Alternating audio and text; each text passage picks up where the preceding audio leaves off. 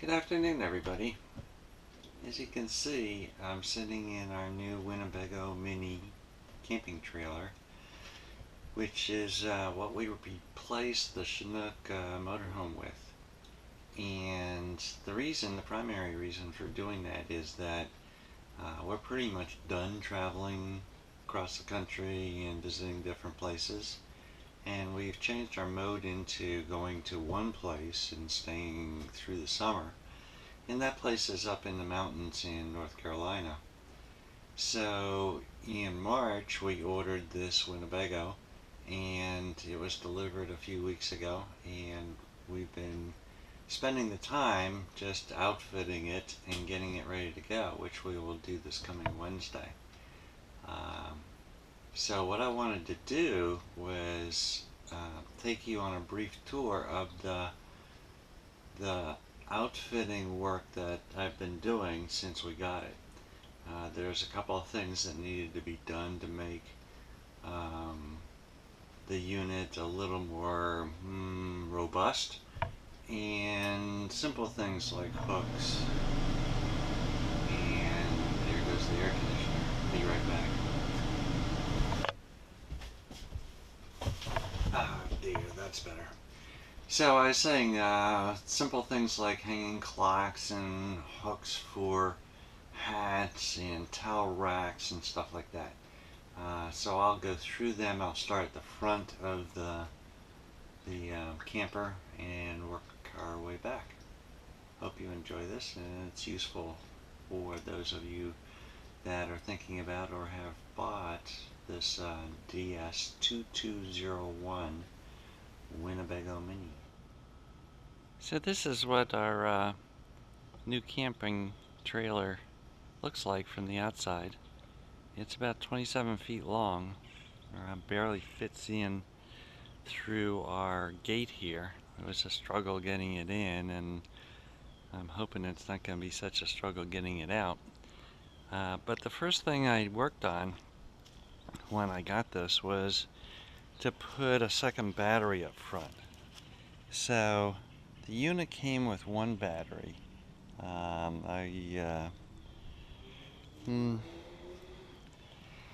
was it? A Group 24 battery up front.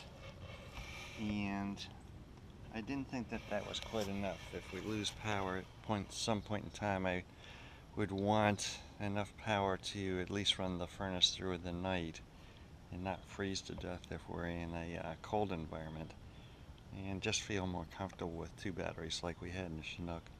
And that was pretty easy to do. So I got one down at Walmart and put it in and ran, got some wire from West Marine and some terminators and jumped them across in parallel, so it's still 12 volts, and that didn't take any time at all. So the next thing I want to show you over here is something inside. So as you come in the door here on the side of the trailer, towards the front is where the main bedroom is. And the first time that I tried to make the bed, obviously I wanted to tuck in this back area. I put my knee down on this flat surface here and found that it was some of the thin, very thin plywood that's used throughout this unit for walls and for cabinetry. And putting my weight on this right in the center, it flexed and cracked, and I decided that eventually, if I didn't do something about it, I would end up putting my knee through it.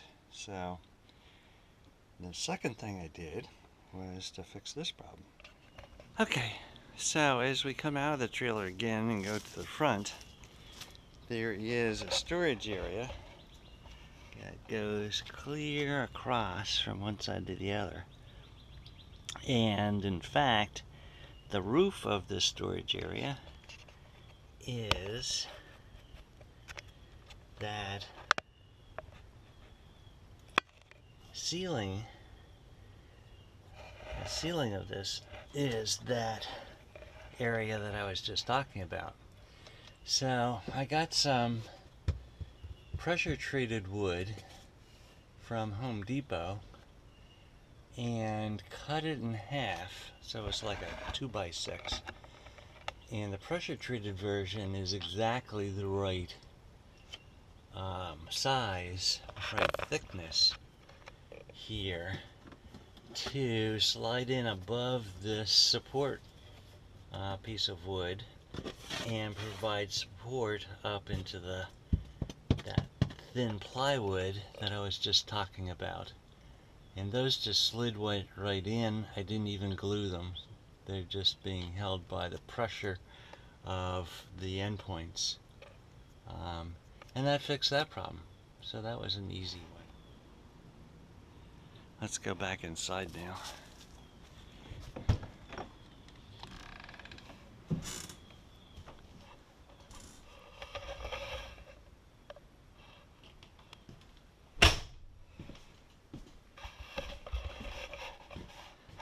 The next thing I worked on was the sound system. So we have here the standard Jensen kind of radio that's in most RVs. And it has capability to support 3 sets of speakers. And 2 of those sets were already being used. One set comes up to the ceiling, right in the salon area. Another pair is wired for 2 outside speakers, and the third pair is not wired at all. The sound from the TV that came with the unit is really terrible. I mean, it's just awful.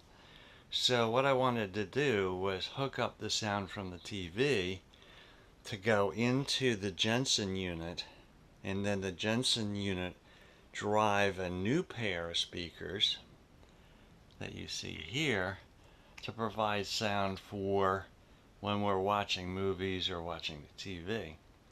And that turned out to be a little bit of a challenge, but not much, since these round portion of these columns is open, and it's easy to run wires from up in here inside this cabinet down to and back of the stereo system. So basically it took more time to find these Bose speakers than it did to actually install them. So I put them both up. They both came with nice mounting brackets, and now we have pretty good sound. If I can switch this on. And you see immediately that I also installed a Sirius satellite radio.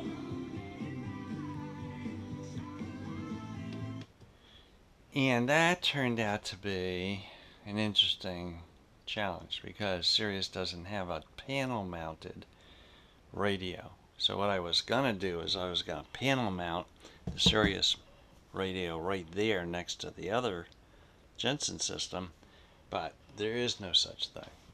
And there's a ton of wires out the back of this freestanding Sirius radio that are just ugly, just make the whole thing ugly. It's a freestanding radio meant to be mounted in cars, I guess. So I put it inside this cabinet and ran the wires down. Now the limitation on the Jensen is that it accepts 2 auxiliary inputs for sound, and I had just used one of them to take the sound from the TV and drive it through the Jensen. The other one comes out the front. So you can see here, there's like a phono cord, a little a little jack here in the front of the Jensen, and I had to run a wire out the back of the Sirius radio down around the back of the Jensen and then sneak it out underneath the Jensen when I screwed it back in order to get a hold of this last set of inputs. And with that, the Jensen's maxed out. And it's only stereo, but that's okay for a camper. Who can complain about that? And then to keep this radio from being hit, right, by stuff, books and stuff, I also put a little barrier here so that our DVDs and books have a place to stay without going either direction, or, very far in either direction. So once that was done, I was pretty happy with the results. The sound is significantly better than it was, both for the TV and now we have satellite radio for sound. So that was fun. I enjoyed that. Now the next thing I found out as I was doing that is that this light here, right above the TV, non-functional. Pull the light down, the light works. No power. There's no power to that light. And I looked around and looked around, and the power to that light is on a blue wire. The rest of the power to these lights, these ceiling lights, are all on black wires, and they go pretty much down the center of the unit, but not that one. So I ended up calling Winnebago and asked them for a wiring diagram, and they don't have one. And actually, it's not that they don't release one, they just don't have one for this unit. And I'm not sure about the other travel trailers, the Towables. This one they don't. This is a 2017 model. So let's go outside for a second.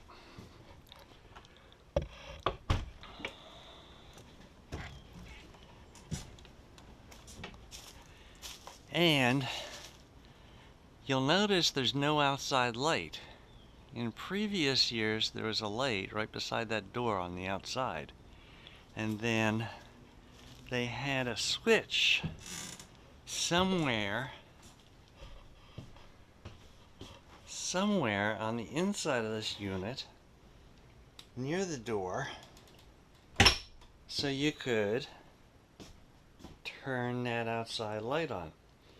And what they did was they wired this light up here above the TV to the same switch. So if you had the ceiling switch turned on and you turned on the switch by the door, the outside light would come on and one of the inside lights would come on and allow you to come in.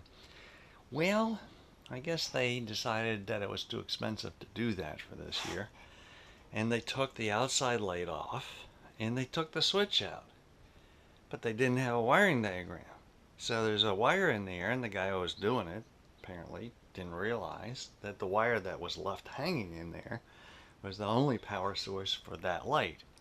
So that light is dead permanently, as far as I can tell. Now if we go to the back of the camper, one of the things we loved about this one is the amount of storage space in it. So you've got a full-size shower, nice area for the head, and cabinets. And what we did was we put an extra shelf in this cabinet and this cabinet, and then we went to Home Depot and got some of these baskets, and now we can put clothes like socks and underwear, shirts, that kind of stuff in these baskets and have twice as much storage, because we got, instead of just 2 of them in each closet, we have 4 of these baskets in each closet. And that was pretty simple to do, except these walls here are that thin plywood and they're double, so you have to basically through bolt everything that you're mounting on these. And as you can see, we chose this space between the shower and that cabinet to put our towel racks. And I wasn't comfortable with how much water this surface could take without damaging the wood. So before I put these up, I used some marine varnish, and I varnished this surface here to make sure that it was waterproof, and wet towels sitting there day after day were not going to affect that. And I used, you can't really see it, let me get a light on here. And another one. You can't really see it that well, but I through bolted these things and then used nylocks on them so they don't come loose, because you can't really torque them down. So the nylock nuts on them keep them tight. And again, West Marine, I always use marine equipment since I had a boat and was doing this kind of stuff on the boat, and I just like to use stainless, make sure it doesn't rust. But we got a lot more storage space by doing that. And then, as you've noticed, I use tubs extensively. This is one of the hanging closets, and put tubs in the bottom to put stuff in, and then use more of those baskets up top. And there's just a ton of storage in this. We love it. It makes the Chinook look like really deficient in that area. And I also installed a marine looking magazine rack right in this area here. So as you're doing your thing on the toilet, you can grab a magazine if that's your style. So that's that. It's now the little stuff. So we went to Camping World and spent a bunch of money on little stuff. Put a clock here. Had to make sure that it was thin enough so that when this side out came in, it didn't, take it off the wall. And it doesn't, so that's a good spot for that. You can see here I used finish washers on the back of this wall where I bolted this magazine rack to. Again, you can't screw into this stuff, it's just too thin. It's only a little over 1/8 of an inch thick, so screws are just not going to work. So I through bolted that. And then this door here, as you can see, maybe, hopefully, comes right up against these cabinet handles here, and I didn't want them to be going through the door, right, or marring it. So I found a door stop and put that up so that it would contact one of those panels, one of those closet doors, before this door would hit the handles. So I did that also. Put up some hat racks, and over by the door, very convenient place to have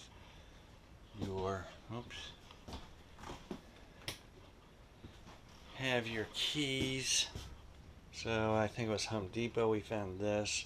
Camping World we found this. Both of these just stuck, but I drove some very small screws into the key rack to give it a little more stability. This was nice. That was a nice find at Camping World. And we use that a lot for little notes and pens and stuff.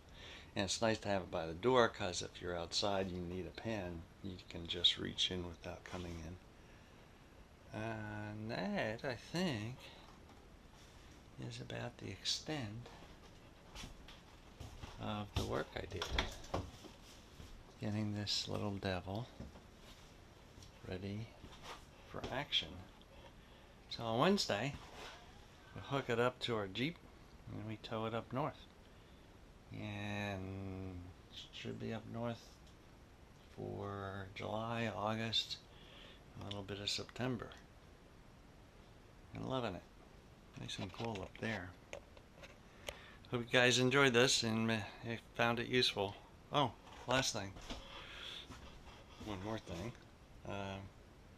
Nice flashlight by the door, right by where the fire extinguisher is. Take care. Thanks. Bye.